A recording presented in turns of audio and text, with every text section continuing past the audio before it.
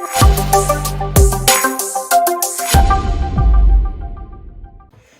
y'all, it's favorite trainer with a belt buckle. Today we're giving you a sneak peek at FMS with one of our trainers who is the lead trainer in Santa Monica at Equinox. If you're not familiar with Show Fitness, I'm the trainer who wrote the book, How to Become a Successful Personal Trainer.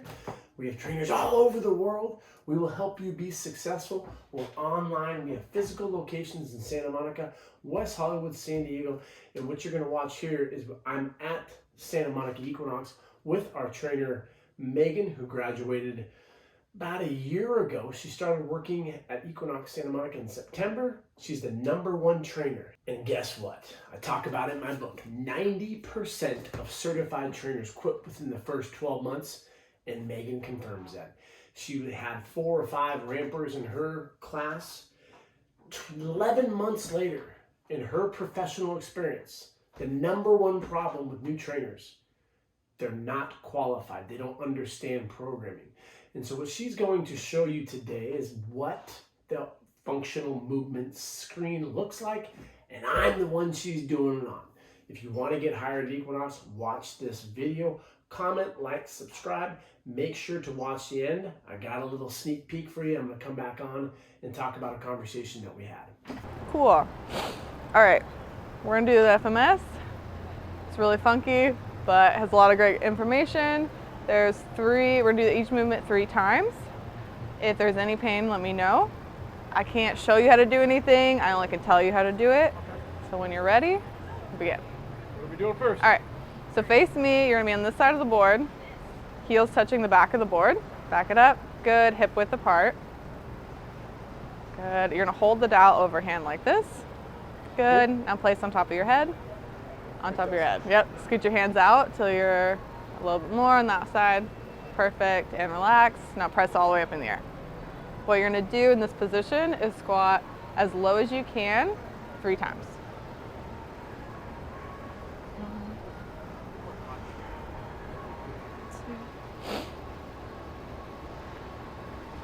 Perfect. While holding this position, you're gonna elevate your heels onto the board and keep your toes on the turf. Good, 3 more reps.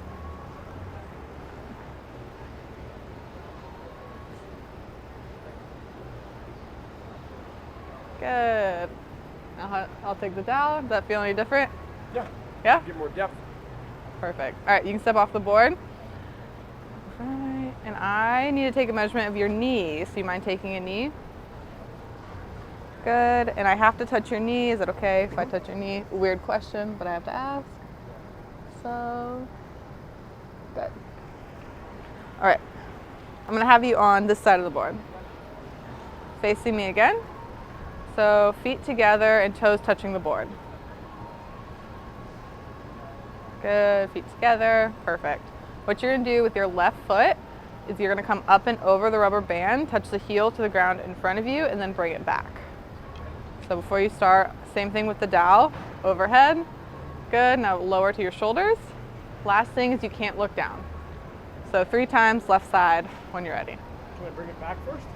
Bring it back. Like this? Yeah.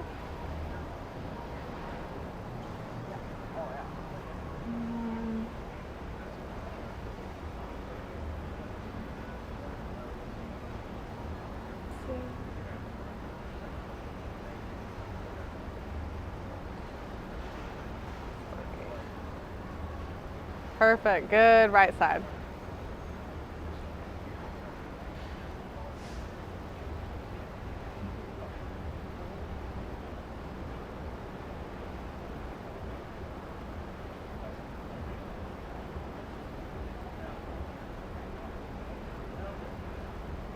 Good, relax. All right, now we're gonna do a lunge. So left foot's gonna go on the board on the 0. You can hold the dowel for balance. Good. And actually I'll go from here. So with your other foot, I'm gonna have you step to the other side of my foot. Good, back it up. 45? Yep. Oh, yeah. All right, now I'll take the dowel. Now that you're balanced, I'm gonna place it behind your head. And you already know, stay as upright and straight as possible. When you go down to a lunge, try and get that back knee to touch the board. And I go to my toes? Yes, as long as you return to your heels. 1, 3, good. I'll take this, you can step off. Same thing, but right foot goes behind.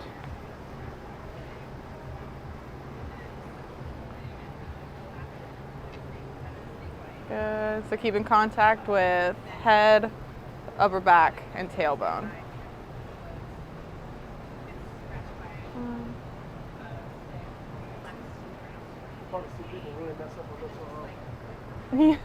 Yeah, sometimes I don't put the dowel behind them because if they can't even balance, there's no point in taking away shoulder mobility from that. So, all right, ankle mobility. So left foot is gonna go on the board like so, and you're gonna be in a heel to toe position.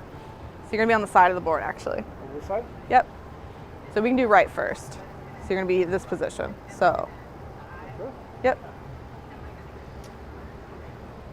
So take this leg and swing it in front, just like that. Hold the dowel and use it as much as you want. There's no cheating on the ground for balance. All right, so what you're gonna do is keep your feet flat on the ground and you're gonna go as low as you can while keeping your back heel on the ground. Yeah, use that for balance, there's no cheating. Good. Good, right back up. 2 more times.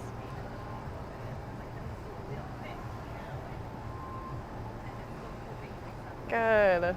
And switch sides. So other side of the board. So what's your fail on this one? If they can't get their knee past the medial malleolus, so they're like here.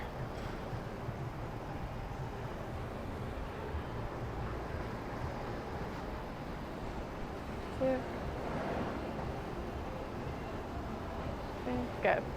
All right, ankle mobility, let's do shoulder mobilities next. So, I'm gonna have you stand feet together. So I'll have you come over here more. Good, feet together, perfect. And before I do that, I need to measure your hand.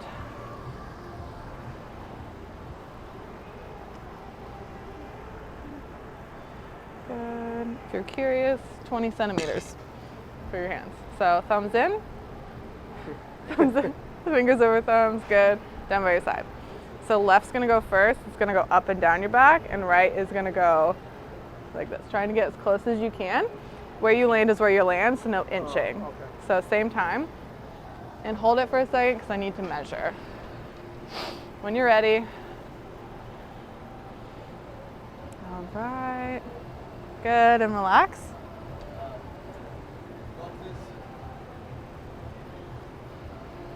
Good. Do it. So 3 each side. Good.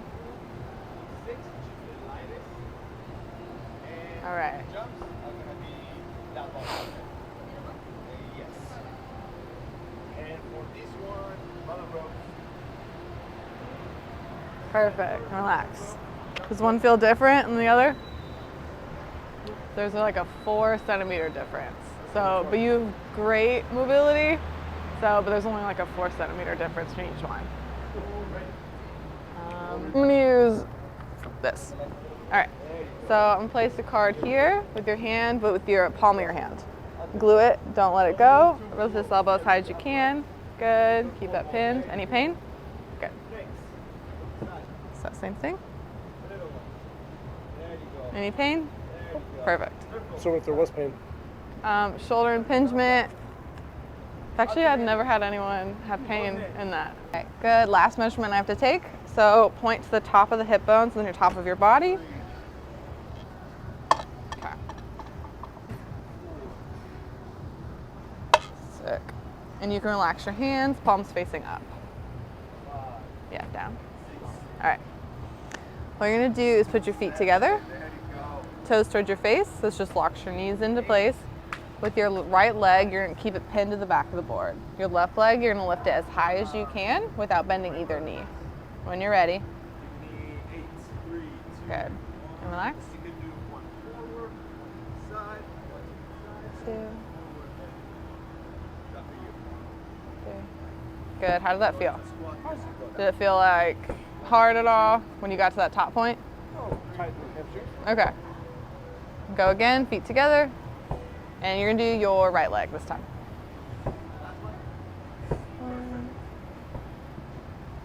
Alright, so then I do laps. And I want to grab Okay. that box. And relax. Perfect. Now we're gonna do push-up. Can we do it the FMS way or my way? Do both. Okay. Explain it. So we'll do mine first. I'm gonna have you do a push-up, 3 push-ups, just however you do them. Yep. Let's see.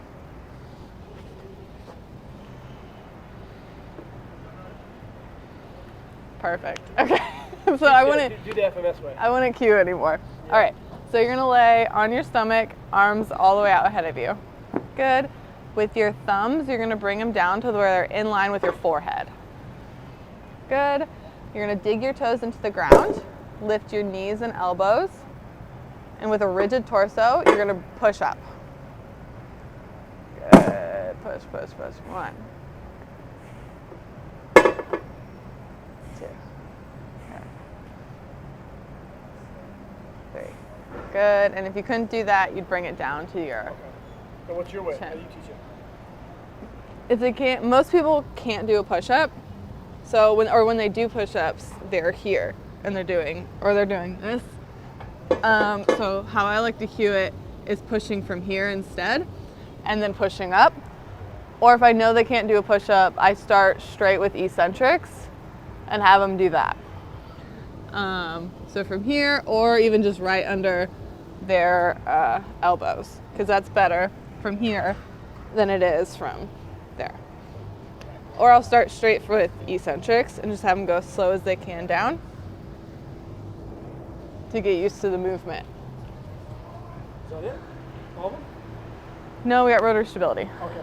After the push-up, you do coach for Cobra, just to see if there's any low back pain. Okay. All right. Rotor stability, the funkiest one. You're going to be straddling the board on all fours. You're in a 6-point crawl stance. Here? Yep. So thumbs, knees, and toes are all going to be touching the board. So bring it all in. Good.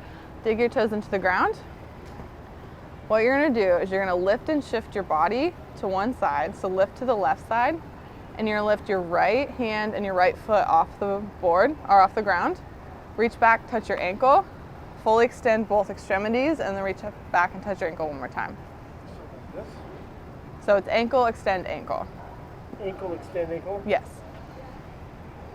Again. Ankle. So it's ankle, extend, Oh, I have to ankle. touch my ankle. Yeah. Okay. So.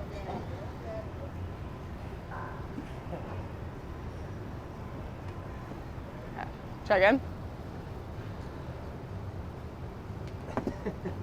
If it's ugly, it counts. Try your other side.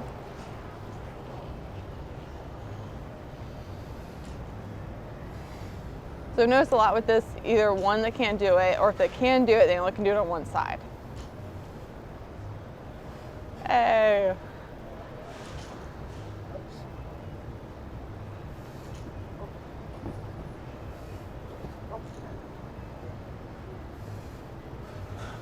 And you got it. Go again? Last, no, you're good. Last is a child's pose. Again, low back pain, and that's it. You passed. So this one is testing what? It's like similar to like a Turkish get-up. So more rotation and also core strength. So if you fail, so talking about the system points. Like a 1, 2, 3. Yep. So 0 is pain. Usually if you see pain, you refer out. And then 1 needs work and something you need to work on. 2 is passable. Honestly, if you get all 2s, that's what you need. So 3 is just like Did I excellent. give you ones? That one maybe? The last one? Something that one. It was, yeah, like a 1.5. It was like What was my best one? your hurdle step. Okay. Your ankle, knee, and hip alignment was really good. And then the bar wasn't moving at all either. So what do you see the biggest competition with people on these? Or what they're just poorly at. Active straight leg raise, the rotary stability, so the last one. So here, shoulder mobility, usually because it's off. It's really good on one and it's terrible on the other. Would be the main ones that I focus on. So your clientele base here is between 20 to 60. Yeah. Now the program that you designed, it's your program, right? Mm-hmm. It's nothing from this, but you just take this data and, I mean, if it was up to you, would you implement this outside? Maybe some aspects of it, because I would take the mobility ones. But if you don't do great on a squat, I mean, there's so many different ways that you can coach that better than if they fail a squat. It's the #1 trainer in Santa Monica. All right, easy. So, if you want to get hired at Equinox, tell them you understand or are competent with the functional movement screen. In an interview process, they would ask you about that. They're going to ask you about how many gyms they have, 105, they have hotels too. They're going to ask you about precision nutrition. Know the tier 2, you come in as 3 plus precision nutrition. Tier X, know everything about the company and you will get hired there. We have classes online where you can sign into $25 a month and you get access to people like Megan. She teaches one of our classes and she will help you be successful at a corporate gym, whether if you're at Crunch, Equinox, Lifetime. Being able to talk to other trainers who aren't in your facility will help you grow a lot faster than the average trainer who gets certified and then they quit. So an interesting little conversation that Megan and I had at the end of this video, which we didn't document, is, do you like the FMS? And she said, yeah, not really. She had a really great quote, because what she said was, it's like boiling water where some things will thrive. Think of an egg, and some things will not. Think of, a potato. And so it depends on the individual. If you're a potato, you're going to moisten up and go from hard to soft. If you're an egg, you're going to go from soft to hard. So what is your client's needs? If I come in and I tell you I want to get a jacked chest and you take me through the FMS, I'm not going to see value in that. You just wasted 15 minutes of my time telling me that I can't move very well and I'm dysfunctional in my ankle, I don't have rotary stability, and your shoulder stability and mobility suck. So inside I'm like, oh, I'm a pile of shit. Think about your average client who's overweight to obese. They're not going to feel good going through that. You put them on the floor in front of a bunch of people, then you got your little clipboard you're writing down, you're poking and prodding them. They're not going to feel very confident. And so if my client doesn't have injuries, if they don't have, I don't do a lot of movement screens. I go right into what their goals are. So with our core accessory, if I were to be training your average bro myself, I come in, I want to get a jacked chest, I'm going to look at your push-up and give you some piece of advice on how you can make it more suitable for your body. And if you have pain, I'm going to get you out of pain.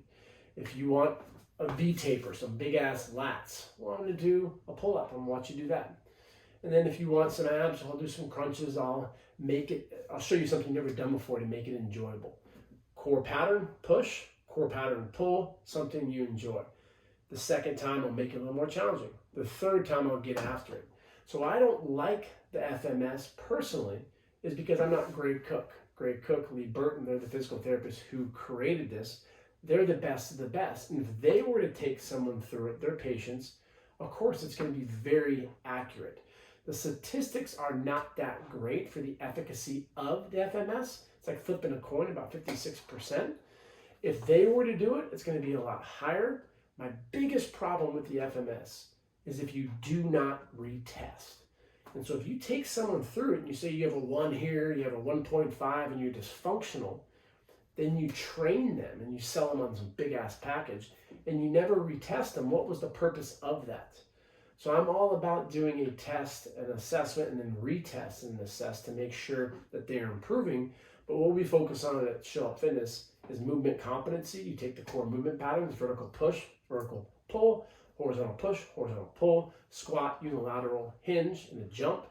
Implement which core pattern is for your client specifically in their goals.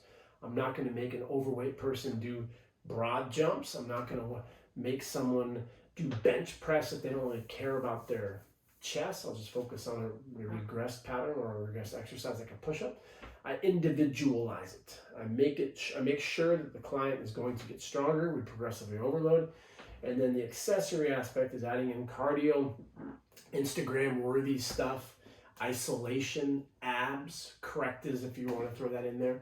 It's going to be geared towards the client. So you do core accessory, 3 rounds, second circuit, core accessory, 3 rounds, and then you move on. So when we do the assessment of show up, we don't do any functional movement screen or overhead squat assessment. I leave that for the clowns in the circus. We listen to our clients, we watch them move, and then we take them through a great workout. Put yourself in the shoes of a coach. If you want to analyze a basketball team, you watch them play basketball.